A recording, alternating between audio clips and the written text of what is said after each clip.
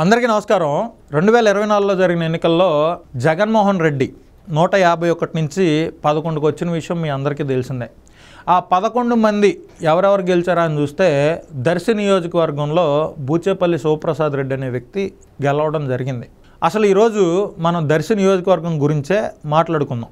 2024 ఎన్నికలకి ముందు బూచేపల్లి శివప్రసాద్ రెడ్డి అనే వ్యక్తి 40,000తో నేను గెలుస్తున్నానని చెప్పి విపరీతంగా మాట్లాడి కేవలం 2,500 ఓట్లతోటి ఆయన గెలవడం జరిగింది. అయితే ఆయన గెలుపు వెనక ఏం జరిగింది అనేది మనం చూస్తే ఆయన కొన్ని సంవత్సరాల నుంచి అదే నియోజకవర్గంలో ఉన్నాడు. తెలుగుదేశం పార్టీ కేవలం ఒక 40 రోజుల ముందు గొట్టిపాటి లక్ష్మి గారిని అక్కడ అభ్యర్థిగా ప్రకటించింది. మరి కేవలం 40 రోజుల ముందే గొట్టిపాటి లక్ష్మి గారిని అభ్యర్థిగా ప్రకటిస్తే 40,000 మెజారిటీ అన్న వ్యక్తి 2,300 నుంచి 2,500కి ఎలా పడిపోయాడు అనేది ఒకసారి మనం విశ్లేషించే ప్రయత్నం చేద్దాం. బూచేపల్లి శివప్రసాద్ రెడ్డి అనే వ్యక్తి దర్శి నియోజకవర్గంలో నన్ను ఎమ్మెల్యేగా చేయండి, ప్రభుత్వంతో పని లేకుండా, జగన్మోహన్ రెడ్డి గారితో పని లేకుండా, జగన్మోహన్ రెడ్డి గారి మేనిఫెస్టోతో పని లేకుండా ఇక్కడ ప్రజలందరి సాగునీటి సమస్యని తీర్చేది నేనే అని చెప్పి చాలా ఇంటర్వ్యూల్లో చాలా అగ్రెసివ్గా చాలా కాన్ఫిడెంట్గా మాట్లాడాడు. కట్ చేస్తే ఈ సంవత్సరం 2 నెలల పాటు అదే బూచేపల్లి శివప్రసాద్ రెడ్డి ఏ నాయకుడికి ఏ కార్యకర్తకి అందుబాటులో ఉన్నాడు, అసలు ఒక ఎమ్మెల్యేగా ఆ దర్శి నియోజకవర్గంలో లోకల్ ప్రజల సమస్యలనన్నా ఏ రోజన్నా విన్నాడా అనేది మీరు అర్థం చేసుకోండి. అదేవిధంగా అసెంబ్లీకి వచ్చి దర్శి నియోజకవర్గ ప్రజల సమస్యలు ఇవి, వీటి మీద ప్రభుత్వం చర్యలు తీసుకోవాలి, ఈ సమస్యలకి పరిష్కారం చూపాలి అని అడిగే ధైర్యం కూడా బూచేపల్లి శివప్రసాద్ రెడ్డి కానీ జగన్మోహన్ రెడ్డి గారు కానీ చేయలే. వాళ్ళకి అనవసరం, వాళ్ళు గెలిచారు, 11 మంది ఎమ్మెల్యేలుగా ఉన్నారు, ప్రతిపక్ష హోదా లేదు, అసెంబ్లీకి వెళ్తే మనం ఏం మాట్లాడితే వాళ్ళు ఏమంటారో, మనం గతంలో 5 సంవత్సరాల్లో చేసినటువంటి, మన పార్టీ గత 5 సంవత్సరాల్లో చేసినటువంటి విధ్వంసకాండని వాళ్ళు మళ్ళీ తెర మీదకు తీసుకొచ్చి క్వశ్చన్ చేస్తే మనం ఏం ఆన్సర్ చేయాలి, మనం తలదించుకోవాలి జనాల ముందని భయపడుతున్నారో ఏమో తెలియదు. కానీ వీళ్ళు అసెంబ్లీకి రావట్లా. బూచేపల్లి శివప్రసాద్ రెడ్డి అనే వ్యక్తి అసెంబ్లీకి రావట్లా, దర్శి నియోజకవర్గ ప్రజలకి అందుబాటులో లేడు.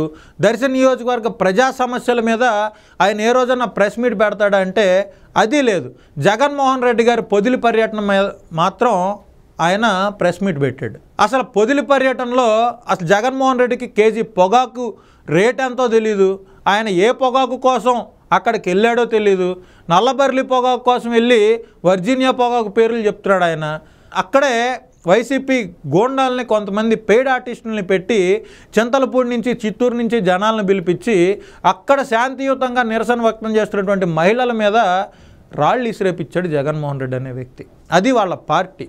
దర్శి నియోజకవర్గంలో ఒక్కళ్ళైనా చెప్పండి, బూచేపల్లి శివప్రసాద్ రెడ్డి మాకు అందుబాటులోనే ఉంటున్నాడు, మా సమస్యలన్నీ అంటున్నాడు, వాటి మీద ప్రభుత్వానికి ఈ విధంగా లేఖలు రాస్తున్నాడు, ఈ సమస్యలను పరిష్కరించడానికి ఆయన ఇట్లా ప్రయత్నిస్తున్నాడని చెప్పే వైఎస్ఆర్సీపీ నాయకుడైనా కార్యకర్త అయినా ఇప్పుడు ఎవరన్నా దర్శిలో ఉన్నారా అంటే లేరు.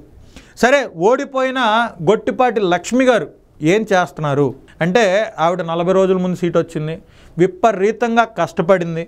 గొట్టిపాటి రవికుమార్ వాళ్ళ బాబాయే, వీళ్ళది తాళ్ళూరు ముండ్లమూరు మండలాలు, గతంలో వాళ్ళ ఫాదర్ వాళ్ళ నియోజకవర్గంలో ఉండేవి, ఇప్పుడు దర్శి నియోజకవర్గానికి వచ్చినాయి కాబట్టి దర్శి కూడా నా పుట్టినిల్లే అని చెప్పి గొట్టిపాటి లక్ష్మి గారు చాలా సందర్భాల్లో మాట్లాడడం జరిగింది.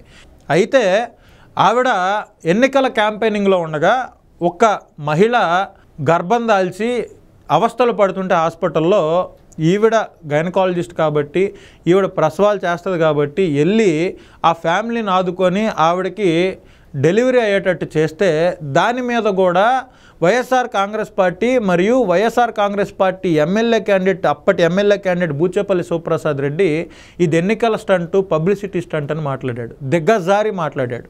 అయితే ఆవిడ తిరిగిన తిరుగుడు, ఆవిడ పడిన కష్టం, ఆవిడ జనంతో ఇంటరాక్ట్ అయిన విధానంతో 40,000తో గెలుస్తానన్న శివప్రసాద్ రెడ్డి 2,300 ఓట్లకి పడిపోయిన పరిస్థితి.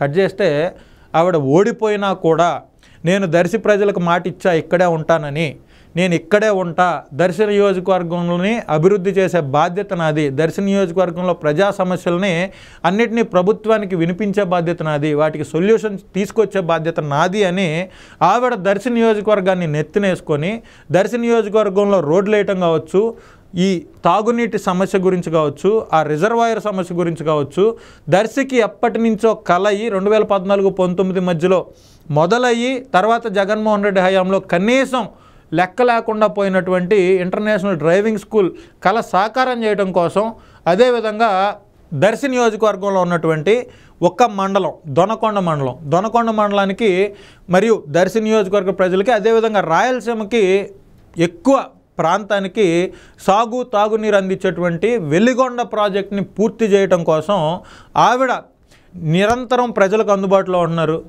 గవర్నమెంట్ ఇచ్చేటువంటి కార్యక్రమాలు, తెలుగుదేశం పార్టీ ఇచ్చేటువంటి కార్యక్రమాలని ప్రజల్లోకి తీసుకెళ్తున్నారు. ప్రతి సోమవారం కలెక్టరేట్లో మీకోసం కార్యక్రమంలో పాల్గొంటున్నారు.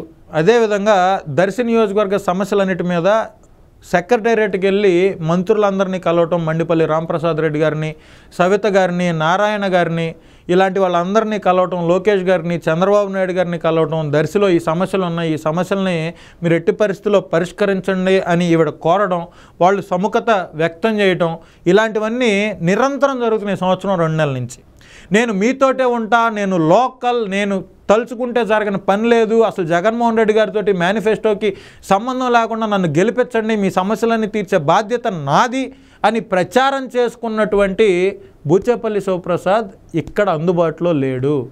నేను లోకల్, ఆవిడ లోకల్ కాదు, ఆవిడ ఎక్కడి నుంచో వచ్చి ఇక్కడ పోటీ చేస్తుంది, నేను మీ సమస్యలు వింటాను, ఆవిడ ఎలా వింటుంది, ఇక్కడ పోటీ చేసి తర్వాత వెళ్ళిపోద్ది, ఇక్కడ ప్రతిసారి నాయకత్వం మారుతానే ఉంది అని మాట్లాడినటువంటి బూచేపల్లి ఇక్కడ లేడు. ఈ మాటలన్నీ అనిపించుకున్నటువంటి వ్యక్తి గొట్టిపాటి లక్ష్మి గారు నియోజకవర్గంలో ఉండి ప్రతి ఒక్క సమస్య మీద ఆవిడ దృష్టి సారిస్తున్నారు. వారంలో ఒక్క రోజు కూడా నరసరావుపేట వెళ్ళట్లా, ఒకవేళ వెళ్ళినా కూడా ఫోన్ కాంటాక్ట్లో ప్రతి ఒక్కళ్ళకి అందుబాటులో ఉంటున్నారు లక్ష్మి గారు, లలిత్ సాగర్ గారు ఆవిడ హస్బెండ్. ఇది నిజంగా దర్శి నియోజకవర్గానికి కావాల్సింది. డబ్బులు ముఖ్యం, కొన్ని 100 కోట్లు కావాలి, అత్యంత కాస్ట్లీ నియోజకవర్గం దర్శి నియోజకవర్గం అని పేరుంది. మొన్న ఎలక్షన్ వరకు అదే నడిచింది.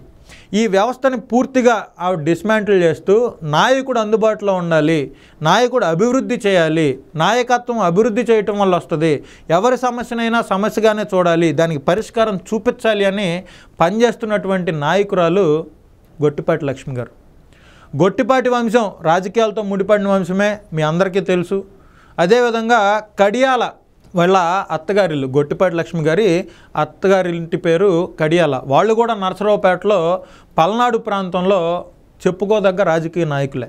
మరి వీళ్ళిద్దరి అంశని పుణికిపుచ్చుకున్న గొట్టిపాటి లక్ష్మి గారు ఆవిడదైన స్టైల్లో ప్రతి ఒక్కరికి అందుబాటులో ఉంటూ ఆవిడ ప్రభుత్వం ప్రవేశపెట్టేటువంటి పథకాలన్నిటి మీద ప్రజల్లో అవగాహన తీసుకొస్తూ ప్రజా సమస్యల మీద నిరంతరం ఆవిడ ఆ సమస్యల పరిష్కారానికి కృషి చేస్తూ దర్శిలో కొన్ని దశాబ్దాల కాలం నుంచి ఉన్నటువంటి సమస్యలకు కూడా ఈ 5 సంవత్సరాల్లో పరిష్కారం చూపించే విధంగా ముందుకెళ్తున్నారు. ఆవిడకి నిజంగా సపోర్ట్ చేస్తున్నటువంటి దర్శి నియోజకవర్గ ప్రజలకి ఆవిడ యొక్క పనితీరుని నిజంగా మెచ్చుకోవాల్సిన అవసరం ఉంది. దర్శి నియోజకవర్గం గురించి, దర్శి నియోజకవర్గంలో వైఎస్ఆర్ కాంగ్రెస్ పార్టీకి సంబంధించిన ఎమ్మెల్యే ఏం చేస్తున్నాడు, దర్శి నియోజకవర్గ ప్రజలు అత్యంత తక్కువ మెజారిటీతో ఓడించినటువంటి తెలుగుదేశం పార్టీ అభ్యర్థి ఎవరైతే నాన్ లోకల్ అని విపరీతమైన విష ప్రచారాన్ని ఎదుర్కొందో ఆ అభ్యర్థి ఇప్పుడు దర్శి నియోజకవర్గ తెలుగుదేశం పార్టీ ఇన్ఛార్జిగా ఏం పని చేస్తుందో మీ అందరికీ తెలియజేయడం కోసం వీడియో చేయడం జరిగింది. అందరికీ నమస్కారం.